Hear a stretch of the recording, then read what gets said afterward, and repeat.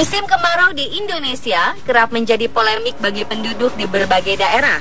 Seluruh pelosok tanah air menderita kekeringan dengan masalah yang berbeda-beda. Malam ini kami telah menyiapkan beberapa kisah tentang musim kemarau yang melanda di Indonesia.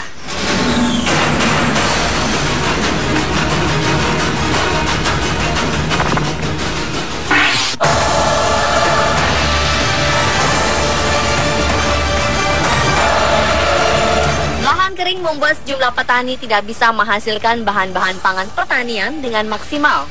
Permintaan terus meningkat, namun produk menurunnya hasil produksi pertanian membuat harga beberapa jenis sembako melonjak tajam. Seperti yang terjadi di Tangerang, Banten, di mana umumnya kenaikan harga sembako meningkat 80% dari harga jual biasanya. Contohnya cabai rawit. Biasanya bisa dibeli dengan harga Rp40.000 per kilogram menjadi Rp70.000 per kilogram. Cabai merah keriting dari Rp20.000 menjadi Rp40.000. Perubahan harga ini sering dimanfaatkan penjual sebagai momentum untuk menaikkan harga dan mengeruk untung yang lebih banyak. Sementara warga menjadi semakin tercekik karena meningkatnya harga tidak sebanding dengan penghasilan mereka.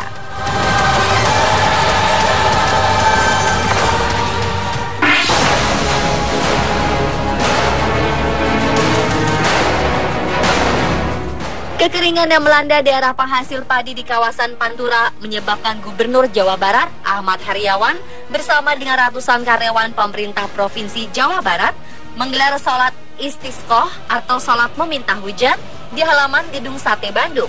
Hal ini dilakukan sebagai salah satu upaya untuk meminimalisir terjadinya fenomena kekeringan yang kini mengancam produksi padi di Jawa Barat. Sholat istisqoh yang dilaksanakan sebanyak 2 rakaat ini sengaja digelar menyusul kekeringan parah yang melanda 49.000 hektar sawah di kawasan Pantura, Jawa Barat, seperti Karawang, Indramayu, Majalengka, Purwakarta, serta Kuningan. Selain telah menyebabkan gagal panen, kekeringan yang melanda kawasan sentra produksi padi di Jawa Barat ini berpotensi menimbulkan kerugian besar bagi petani. Selain ikhtiar berupa sholat istisqoh, pihak pemerintah Provinsi Jawa Barat juga tengah mengupayakan pembuatan sumur pantai dan membuat penampungan air. Meski demikian, Ahmad Heriawan berharap pemerintah pusat dapat melakukan rekayasa cuaca berupa hujan buatan di lumbung padi Jawa Barat yang kini dilanda kekeringan.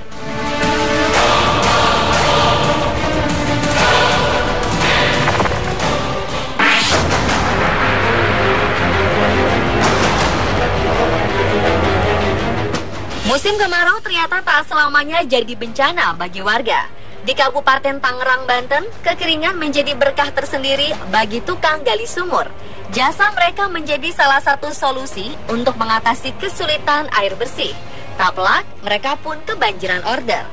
Sejak 2 bulan terakhir, tukang gali sumur bor yang berada di Kecamatan Pagedangan, Kabupaten Tangerang, Banten ini sudah kebanjiran order. Bukan tanpa alasan, kekeringan membuat warga berpikir keras untuk mendapatkan air bersih yang akan digunakan untuk memenuhi kebutuhan sehari-hari. Penggali sumur mengatakan sejak 2 bulan terakhir, dalam sehari bisa mendapatkan 5 atau 6 permintaan untuk menggali sumur di rumah warga. Permintaan ini meningkat jika dibandingkan sebelum musim kemarau, yang hanya 2 pesanan atau bahkan tidak ada sama sekali permintaan untuk membuat sumur.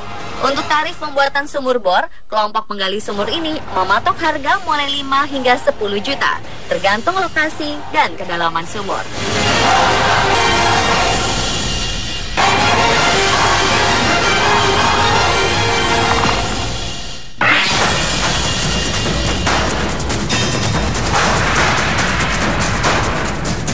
Pemirsa, musim kemarau tak hanya berdampak kepada manusia, namun juga terhadap hewan. Di Banten, sebuah ular piton masuk pemukiman warga karena kepanasan. Warga pun segera melumpuhkan ular berukuran besar ini. Belasan warga di Kecamatan Pagedangan, Tangerang, Banten, Jumat malam 31 Juli 2015 dihebohkan dengan penemuan ular piton berukuran besar di rumah warga. Ular sepanjang 4 meter ini pertama kali ditemukan Udin, pemilik rumah, saat sedang mendekati kandang ayam miliknya. Takut memakan korban, ular ini pun ditangkap. Saat ditangkap, ular piton berbobot 15 kg ini dalam kondisi lemas. Lilitan ototnya tidak begitu kuat, serta tampak kepanasan dan kekurangan makanan. Warga menduga keluarnya ular piton dari sarangnya ini antara cuaca panas yang terjadi di musim kemarau, sehingga memaksa hewan melata ini berpindah tempat.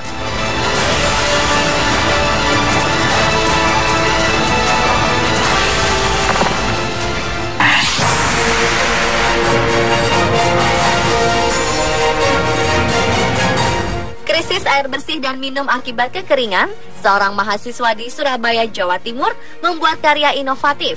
Mahasiswa Universitas Katolik Widya Mandala, Surabaya menciptakan alat penjernih air murah. Alat ini bisa menjernihkan air kotor menjadi air siap minum tanpa harus dimasak. Hebatnya kriteria air minum ini sudah sesuai dengan standar World Health Organization atau WHO. Kemarau panjang membuat kekeringan di sejumlah wilayah di Jawa Timur dan menyebabkan krisis air bersih. Bahkan masyarakat terpaksa mengkonsumsi air kotor untuk kebutuhan sehari-hari. Hal ini menjadi inspirasi bagi Franciscus Haverius Congradi, mahasiswa Universitas Katolik Widya Mandala, Surabaya. Mahasiswa semester akhir ini menciptakan alat penjernih air. Alat hasil inovasi mahasiswa asal Nusa Tenggara Timur ini bernama Automatic Reverse Osmosis System, atau suatu alat pemurni air otomatis dengan sensor TDS. Alat ini diyakini mampu mengatasi masalah air bersih masih terus terjadi, seperti ketika memasuki musim kemarau dan kehabisan air. Alat ini dapat menjernihkan air kotor menjadi air bersih siap minum sesuai dengan standar WHO. Bahkan alat ini dilengkapi alat sensor bila mutu air tidak sesuai dengan standar. Rencananya alat ini akan terus dikembangkan agar lebih ekonomis dan akan diproduksi massal agar bisa ditempatkan di daerah yang sering mengalami krisis air bersih, sehingga bencana krisis air bersih akibat kekeringan bisa teratasi.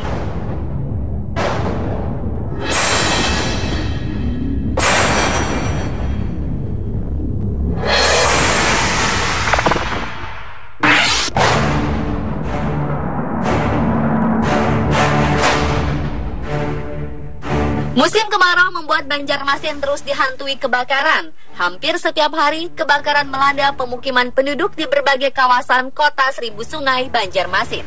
Selasa sore, lagi-lagi dua kawasan padat pemukiman di Amuk si Jago Merah. Hanya dalam hitungan menit, sejumlah rumah di Kampung Sungai Andai dan Pelabuhan Lama hingga Sutoyo S Banjarmasin ludes terbakar. Selasa sore 4 Agustus 2015, warga di kawasan Sungai Andai, Kompleks PWI Ujung, Banjarmasin Utara, digegerkan dengan kebakaran yang melanda perkampungan mereka. Asap tebal terlihat di salah satu blok kompleks perumahan yang banyak dihuni keluarga besar wartawan. Kobaran api langsung membesar, melahap bangunan rumah yang terbuat dari kayu. Kejadian yang berlangsung cepat ini membuat panik sebagian besar warga yang tengah beristirahat. Mereka berusaha memadamkan api dengan peralatan seadanya. Namun kobaran api terus membesar. Mesin pompa pemadam kebakaran swadaya milik warga setempat sempat macet hingga terlambat memberikan pertolongan.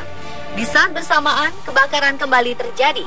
Kali ini kebakaran hebat melanda salah satu pemukiman di kawasan Pelabuhan Lama, Banjarmasin. Sedikitnya, satu bangunan rumah tua milik warga ludes terbakar dilalap api. Selang 2 jam kemudian, kebakaran kembali melanda pemukiman padat penduduk di kawasan Sutoyo S, Gang Melati.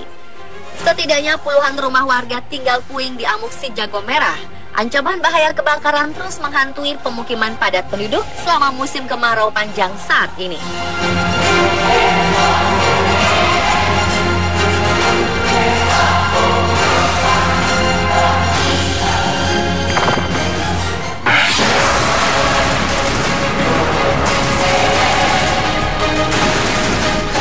Tidak lagi memiliki air bersih, warga di sejumlah desa di Kecamatan Tegalwaru, Karawang, Jawa Barat akhirnya mengkonsumsi air kubangan.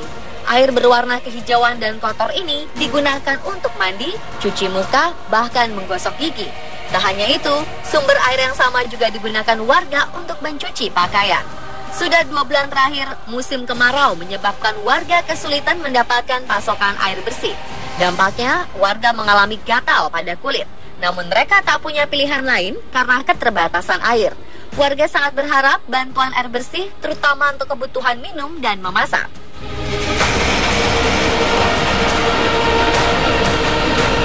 Pemirsa, itulah beberapa peristiwa yang terjadi di Indonesia sebagai akibat dari kekeringan.